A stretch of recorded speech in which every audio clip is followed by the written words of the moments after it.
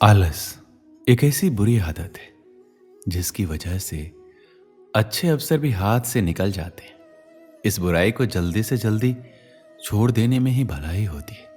आलस की वजह से बहुत सारे नुकसान हो जाते हैं। बहुत से लोग इतने व्यस्त हैं, उन्हें एक समय खाना सोने का समय नहीं है। वहीं दूसरी तरफ कई लोगों के पास कोई काम धंधा ना होने के कारण आलस से परेशान है। वो अपनी निजी जिंदगी से परेशान होकर किसी भी काम में रुचि नहीं रखते। उन्हें हर समय थकान और नींद आने लगती है, इसलिए वो पूरी तरह सशक्त नहीं होते, जिससे उनको एक सकारात्मक ऊर्जा मिले, जिससे वो भी आगे जिंदगी में कुछ कर सके और जिंदगी सफल बन सके। अगर आपको अपने आलस को भगाना है तो आपके दिमाग को जागरूक होना पड़ेगा। आपको घर के अंदर ना रहने के अलावा बाहर की दुनिया को देखना बहुत जरूरी है। सकारात्मक सोच रखने वालों के साथ रहना और कुछ बनाने का हुनर ही आपको आलस्य से दूर कर सकता है। तो आइए हम आपको बताते हैं आलस को दूर कैसे करें, इसके 10 बेहतरीन तरीके। आलस कई प्रकार से आ सकता है। किसी को तो सब कुछ होने के बावजूद भी आलस आता है और किसी के पास कुछ ना करने से आलस आता है। कभी कभी यह नकारात्मक सोच भी हमें आलसी बना देती है। एक सकारात्मक सोच आपको आलसपन से दूर कर सकती है। एक सकारात्मक सोच जिंदगी को सफल बनाने में अहम भूमिका निभाता है। अगर आपका सोच सकारात्मक है तो आपको ना तो आलस्य आएगा ना ही नींद, बस कुछ करने की सोच आएगी। सकारात्मक सोच लाने के लिए आप ऐसे लोगों के बीच जाएं जो सकारात्मक सोच रखते हो और वही बात करते हो। इससे आपके अंदर भी एक ज्वाला आएगी और आप भी कुछ बनाने के लिए तैयार रहेंगे। आलस्य को निकालने के लिए आपको घर के अंदर से निकलकर बाहर देखना चाहिए कि कौन कितनी मेहनत कर रहा है और कैसे जिंदगी को आगे बढ़ाया जाता है। कहते हैं अगर व्यक्ति कुछ करने की ठान लेता है तो कोई भी समस्या उसके आगे पीछे नहीं आती है। अगर कोई छोटी मोटी परेशानी आ भी जाए तो वह चकित नहीं होता है, बल्कि कुछ करने की सोचता है। इसी तरह अगर आपको आलस्य को दूर करना है तो जागो और अपने हुनर को जगाओ। कुछ कर दिखाने का समय है, ये सुस्त और सोने का समय नहीं है। इससे आपके अंदर एक नई ऊर्जा आएगी। कोई भी व्यक्ति आलस्य से इसलिए भरा रहता है क्योंकि उसे मोटिवेशन की कमी होती है। आपको खुद प्रेरित होना पड़ेगा। इससे आपका दिल भी कुछ करने का सोचेगा और आपको एक जुनून मिल जाएगा कि जो कुछ मैं कर सकता हूँ। आप अपने काम को बढ़ावा देने या अपने लक्ष्य को प्राप्त करने के महत्व के बारे में पुष्टि और सोच के माध्यम से अपनी प्रेरणा को मजबूत कर सकते हैं। ये सबको पता है कि समय हमारे लिए कितना कीमती है। एक समय में आदमी क्या से क्या कर सकता है, जो कि हम इस आलसपन के वास्ते करते जाते हैं। ये सोचकर चलें कि जितना आप समय खराब कर रहे हैं उतना ही आप अपनी जिंदगी के पैसों को खर्च कर रहे हैं। बहुत बार ऐसा होता है कि हम किसी भी काम के रिजल्ट के बारे में सोचने लगते हैं। सोच नेगेटिव हो तो व्यक्ति का दिल और मन उस कार्य से हट जाता है।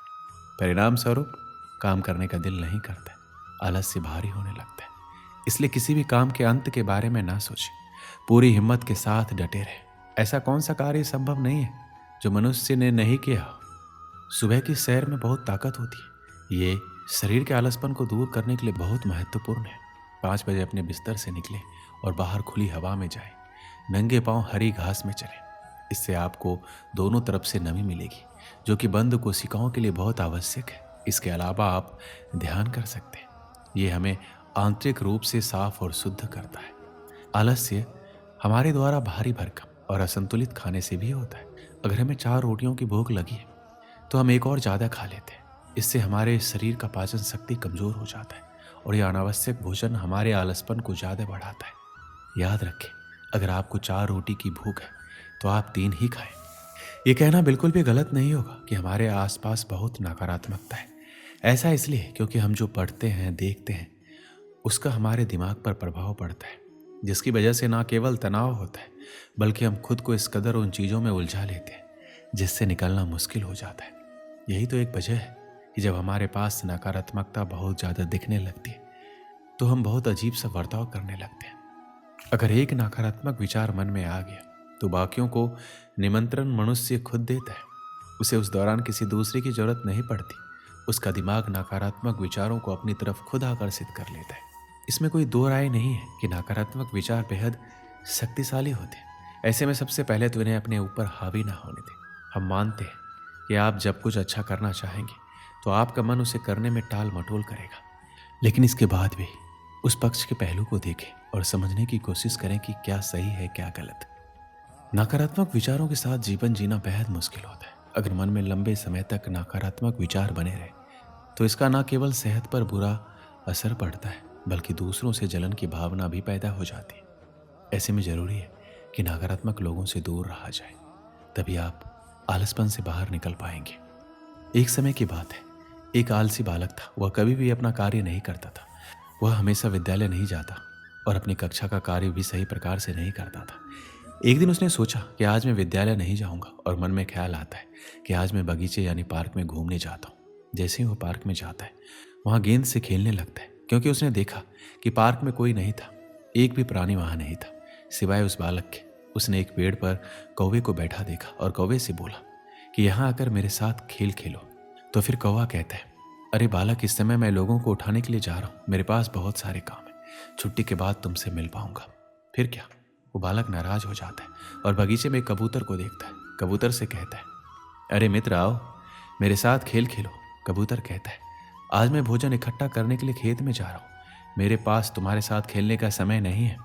बालक नाराज हो जाता है और वहीं पर एक भंवरे को देखता है और भंवरे से कहता है, क्या तुम प्रतिदिन ये फूलों का रस इकट्ठा करते रहते हो? आओ आज मेरे साथ थोड़ा खेल खेलो। भंवरा कहता है, यदि मैं तुम्हारे साथ खेल खेलूंगा तो फिर मैं फूलों से शहद कैसे इकट्ठा कर पाऊंगा? तुम मुझे माफ करो, मैं तुम्हारे साथ नहीं खेल सकता। फिर उसे एक चींटी दिखाई देती है और चींटी उसके भाग्य को खोल देती है और चींटी उसको एक संदेश देती है कि हमें आलस्य बनकर नहीं बैठना चाहिए। वह बालक अपने मन में विचार करता है कि संसार में चाहे पतंग हो, जीव जंतु हो या मानव हो, सभी अपने कार्य में व्यस्त रहते, कोई भी आलसी नहीं है। तो फिर मैं किस लिए आलस करता हूँ और प्रण करता हूँ कि आज के बाद मैं भी आलसी बनकर नहीं बैठूंगा। उसी दिन से वह विद्यालय जाना शुरू करता है और मन लगाकर पढ़ाई करता है, जिससे वह विद्वान बन जाता है। इस कहानी से हमें क्या सीख मिलती है? मनुष्य का सबसे बड़ा शत्रु आलस होता है। वह उसके शरीर में रहकर उसके शरीर को इतना कमजोर कर देता है, वह कभी मेहनत नहीं कर पाता, परिश्रम नहीं कर पाता, उसकी इच्छा काम करने की नहीं होती, एकदम से अंदर से खोखला हो जाता है। इसलिए इस आलसी रूपी शत्रु को हमें अपने शरीर के मन से और आत्मा से हमेशा के लिए निकाल फेंकना चाहिए। हमें कभी भी अपने आप को खाली नहीं समझना चाहिए। जब भी हमें लगे कि हम खाली हैं तो हमें उस समय कुछ ना कुछ कार्य हमको करना चाहिए।